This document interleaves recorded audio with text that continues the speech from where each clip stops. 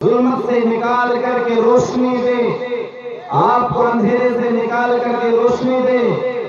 جس قلب کے اندر، جس دل کے اندر قرآن چلا جائے، سمجھ لو مسلمانوں، ایک ایک کر کے کئی فضیلت قرآن کی میں آپ کے سامنے رکھنا چاہوں گا کہ قرآن کتنی عظیم کتاب ہے۔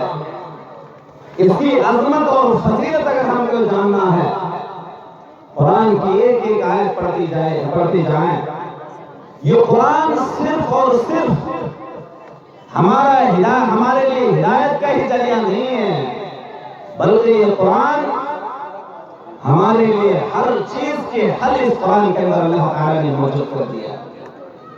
دنیا کے اندر ہر دھرم کے اندر جو کتاب نازل ہوئی ہے، چاہے وہ تورات کی شکل میں ہو، چاہے وہ زبور کے شکل میں ہو، چاہے وہ انجیل کے شکل میں ہو، یا ہندو دھرم کی جو دھارمک کتاب ہے، چاہے وہ وید کی کتاب ہو، چاہے رگ وید ہو، یجروید ہو، یا سام وید ہو، یا اور بھی کوئی ہندو دھرم کی دھارمک کتاب ہے، کوئی بھی کتاب والے یہ نہیں کہہ سکتا ہے کہ ہماری کتاب بالکل محفوظ ہے، جیسے اللہ رب العالمین نے اس کتاب کو نازل کیا تھا ویسے ہے۔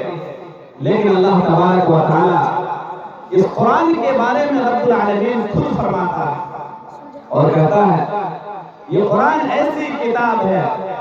اللہ تبارک و تعالی اسی قرآن کے بارے میں ہی فرمایا ہے، إِنَّ نَحْنُ نَزَّلْنَا الذِّكْرَ وَإِنَّ لَهُ لَحَافِظُونَ۔ اللہ رب العالمین فرماتا ہے کہ ہم ہی نے اس قرآن کو اتارا ہے اور ہم ہی اس کی حفاظت کی ذمہ داری ہے، ہم ہی اس کی حفاظت کی ذمہ دار ہے۔ اے لوگوں، اللہ رب العالمین نے تورات کو بھی نازل کیا لیکن اس کی حفاظت کی ذمہ داری نہیں لیا۔ اللہ رب العالمین نے زبور کو بھی نازل کیا لیکن اس کی حفاظت کی ذمہ داری نہیں لیا۔ اللہ رب العالمین نے انجیل کو بھی نازل کیا لیکن اس کی حفاظت کی ذمہ داری نہیں لی۔ لیکن اللہ تبارک و تعالیٰ نے قرآن کریم کو جیسے ہی نازل کیا، اس کے بارے میں فرمایا إِنَّا نَحْنُ نَزَّلْنَا الذِّكْرَ وَإِنَّ لَهُ لَحَافِظُونَ۔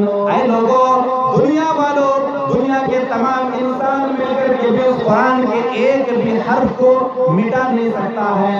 کتنے لوگوں نے اس قرآن کو مٹانے کی کوشش کیا لیکن اللہ رب العالمین نے اس قرآن کی حفاظت کی ذمہ دار خود ہے، اسی لیے کسی نے آج تک قرآن کو مٹا نہیں سکا۔ اسی قرآن کو مٹانے کے لیے ابرہہ آیا تھا اور قرآن کو مٹانے چلا تھا۔ اسی قرآن کو مٹانے کے لیے اتنے لوگوں نے کوشش کیا لیکن قرآن کا ایک بھی حرف تو دور کی بات، ایک نقطہ کو بھی آگے سے پیچھے نہیں کر سکا۔ یہ وہ قرآن ہے مسلمانوں، اور ہمارے پاس اتنی ایک اچھی چیز، اتنی اچھی کتاب ہونے کے باوجود بھی ہم اس کے احتیاط اور ہم اس کے اہتمام نہیں کر پاتے ہیں۔ مسلمان ہم کیسے مسلمان ہیں؟ یہ قرآن ہمارے لیے شفیع بھی ہے۔ قیامت کے دن کب سفارش کرے گا؟ قیامت کے دن ایسا دن ہوگا جس دن انسان اپنے بھائی سے بھاگے گا، کہے گا کہ میرا بھائی آ رہا ہے، کہیں ایسا نہ ہو دنیا کا واسطہ دے کر کہ میرا بھائی مجھ سے ایک نیکی نہ مانگ لے، میری بیٹی آ رہی ہے کہیں ایک نیکی نہ مانگ لے، میرا باپ آ رہا ہے، میرا بیٹا آ رہا ہے۔ قیامت کی میدان میں سب ایک دوسرے سے بھاگے گا۔ قرآن نے بیان کیا یوم یفر المرء من اخیہ، اے وہ لوگوں، قیامت کے دن ایسا دن ہوگا کہ جس دن باپ بیٹا سے بھاگے گا، بیٹا باپ سے بھاگے گا، ماں بیٹی سے بھاگے گی، بیٹی ماں سے بھاگے گی۔ اسی طریقے سے دنیا کی کوئی رشتہ داری باقی نہیں رہے گی۔ ہر انسان سے یہ کوشش کرے گا کہ ایک دوسرے سے کسی طرح سے نگاہ چرا کر کے بھاگ جائیں۔ اس دن جب ہر ایک دوسروں کی مدد کے محتاج ہوں گے، نبی کریم صلی اللہ علیہ وسلم نے فرمایا اے وہ لوگوں جو قیامت کے دن کو سمجھتا ہے، قیامت کے دن سے ڈرتا ہے، وہ ایسا دن بھی ہوگا جس دن اتنا ہولناکی ہوگی کہ ہر انسان صرف اور صرف مدد کے طلبگار رہے گا، ہر انسان صرف اور صرف مدد کے طلبگار رہے گا اسی دن اگر تم نے قرآن کو پڑھا ہوگا۔ نبی کریم صلی اللہ علیہ وسلم نے فرمایا، ترمذی کی روایت ہے، اللہ کے رسول صلی اللہ علیہ وسلم نے فرمایا، اقرأوا القرآن فإنه يأتي يوم القیامت شفیعا لأصحابہ۔ اے وہ لوگوں، دنیا کے اندر آج جو قرآن کھول کر کے دیکھتا ہے، اے وہ لوگوں قرآن کو پڑھو، اس لیے کہ قرآن ایک ایسی کتاب ہے جو دنیا میں نہیں، دنیا میں اگر آپ کو شہرت نہ ملے، دنیا میں اگر آپ کو پیسہ نہ ملے، قیامت کے دن قرآن پڑھنے والوں کے لیے شفاعت کریں گے، ان کے حق میں سفارش کریں گے، ان کے حق میں سفارش کریں گے جو اس قرآن کو پڑھا ہوگا۔ لوگوں، اس قرآن کی اتنی فضیلت، قیامت کے دن اس قرآن کو پڑھنے والے لوگوں کے لیے سفارش کرے گا، صرف پڑھنے والوں کے لیے نہیں۔ ہم اور آپ سوچتے ہیں کہ قرآن جو پڑھے گا اسی کے لیے شفاعت، دوسروں کے لیے نہیں ہے۔ اللہ رب العالمین، آپ قرآن و حدیث کو پڑھتے جائیے، نبی کریم صلی اللہ علیہ وسلم کی وہ حدیث آپ پڑھتے جائیے کہ قرآن سے پڑھنے والے کے لیے نہیں، قرآن کو سننے والا، قرآن کو پڑھنے والا، قرآن پڑھانے کے لیے اس کے اہتمام کرنے والا، قرآن کا انتظام کر دینے والا، قرآن پڑھنے کے لیے جگہ دینے والا، قرآن پڑھانے کے لیے وقت دینے والا، قرآن پڑھانے کے لیے اپنے مال اور اپنی دولت سے مدد کرنے والے سب لوگوں کے لیے قیامت کے دن قرآن سفارشی بنے گا۔ آج اگر ایک بیٹا حافظ قرآن بن جاتا ہے، ہم اور آپ اس کو بہت معمولی سمجھتے ہیں۔ یہ دنیا میں کامیابی یہی ہے کہ ہمیں بس مال و دولت، اچھی سے اچھی عمارت ہمیں مل جائے، ہم دنیا کے لوگوں کے نظر میں کامیاب ہے۔ قیامت کے دن جب سب کوئی ایک میدان میں رہے گا، وہاں پر یہ دنیا کی کرنسی کام نہیں آئے گی۔ کامیاب کون ہوگا؟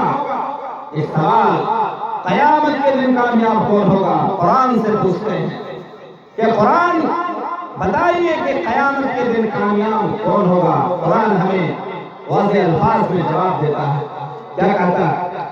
فَمَنْ زُحْزِحَ عَنِ النَّارِ وَأُدْخِلَ الْجَنَّةَ فَقَدْ فَازَ۔ اے لوگوں، دنیا کے اندر ہم کامیاب اسی کو مانتے ہیں جس کے پاس زیادہ سے زیادہ مال ہو۔ دنیا کے اندر ہم کامیاب اسی کو مانتے ہیں جس کے پاس بہت زیادہ زمین و جائیداد ہو۔ دنیا کے اندر کامیاب اسی کو مانتے ہیں جس کے پاس اچھی سے اچھی چیزیں موجود ہوں۔ لیکن قیامت کے دن کامیاب کون ہوگا؟ قرآن ہمیں جواب دے رہا ہے، وہ شخص کامیاب ہوگا فَمَنْ زُحْزِحَ عَنِ النَّارِ، جس کو جہنم سے بچا لیا گیا ہو، جس کو جہنم سے نجات مل گئی ہو، وَأُدْخِلَ الْجَنَّةَ، اور جنت میں انٹری مل گئی اور جنت میں داخلہ مل گیا، فَقَدْ فَازَ، وہی شخص قیامت کے دن کامیاب ہوگا۔ لوگوں، یہ قرآن ایک آدمی کے لیے ہدایت کے لیے نہیں ہے، یہ قرآن جو شفیع ہے، یہ قرآن جو شفاعت کرنے والا ہے، ایک آدمی کو نہیں۔ قرآن اگر کوئی حفظ کر لیتا ہے، قیامت کے دن اللہ کے نبی صلی اللہ علیہ وسلم نے فرمایا، اللہ کے نبی صلی اللہ علیہ وسلم بیان فرماتا ہے، اے وہ لوگوں، کسی کا ایک بیٹا یا بیٹی، کسی کا بھائی یا بہن اگر وہ حفظ کر لیتا ہے، قرآن کو مکمل یاد کر لیتا ہے، شروع سے لے کر کے آخر تک قرآن کو اہتمام کے ساتھ یاد کر لیتا ہے، قیامت کے دن اس کے باپ کے سر میں تاج رکھا جائے گا۔ اے وہ لوگوں، قیامت کے دن اس کے باپ کے سر پہ تاج رکھا جائے گا لوگوں کے سامنے، جس دن سب کوئی پریشان ہوگا۔ اے قرآن کے حافظ کے باپوں، سنو، تمہارے سر پہ اس دن قیامت کے دن ایک تاج رکھا جائے گا، تمہارے سینے کو اس دن چوڑا کر دیا جائے گا اور لوگوں کے بیچ میں تمہیں پہچانا جائے گا، کہا جائے گا یہ وہ آدمی ہے جو دنیا کے اندر اپنے پیٹ کو کاٹ کر کے اپنی محنت و مشقت کی کمائی سے نکال کر کے اپنے بیٹے کو قرآن کے حافظ بنایا تھا۔ قیامت کے دن آپ کی ایک شناخت ہوگی، آپ کی ایک پہچان ہوگی اور آپ کو دور سے مجھے دیکھ کر کے لوگ پہچان لیں گے یہی حافظ قرآن کے باپ ہے۔ اے لوگوں، آپ اس بات سے سمجھ سکتے ہیں کہ قرآن کو یاد کرنے والے وہ یاد نہیں کیا ہے بلکہ اس کا بیٹا حافظ ہوا ہے۔ اسی بنیاد پر اس کو قیامت کے دن تاج پہنایا جائے گا۔ اب آپ سمجھ سکتے ہیں اگر قرآن کو جس نے یاد کیا ہے اس سب کے بارے میں سمجھ سکتے ہیں قیامت کے دن اس کی کیا فضیلت ہوگی۔ اے وہ لوگوں، یہ قرآن ہے جسے ہم اور آپ بہت ہی پرانی چیز سمجھ رہے ہیں۔ اے لوگوں،